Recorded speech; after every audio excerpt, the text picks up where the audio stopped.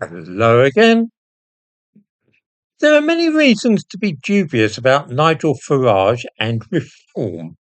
I strongly suspect that Farage is a vain opportunist seeking his own glorification.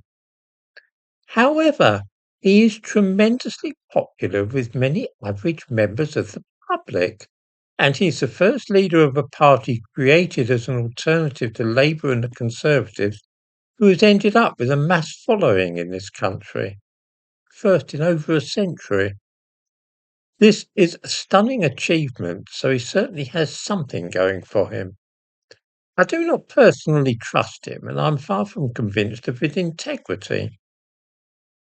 Having said all that, Nigel Farage and his party are now in a position to trounce Labour electorally, and if the momentum can be maintained for another 3 years, they might reduce Labour to nothing at the next general election. This would, to my mind, be a wonderful and most desirable thing. Even in a worst case scenario, I cannot think that reform would be worse for the country than Labour and the Conservatives have been in recent years. They are bound to be an improvement.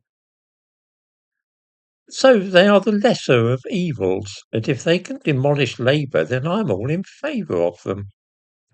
As I say, no party has managed to get into such a position over the last century or so. There is a fly in the ointment, though, and it is Rupert Lowe.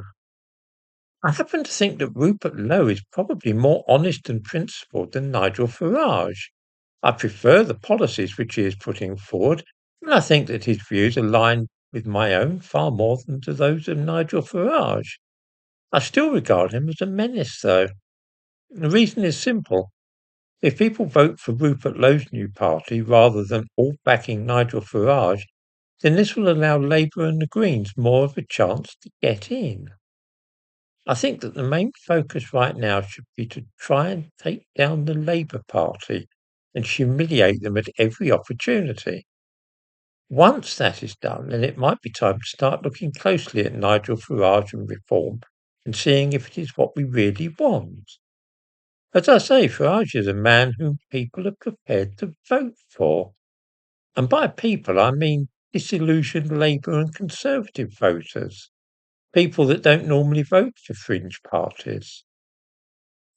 I think that he is the best hope for changing the two-party system in this country. All that will happen if we now have another radical right-wing party is that it will split the vote, which would be disastrous. There is a real chance of smashing the two-party system here and destroying Labour.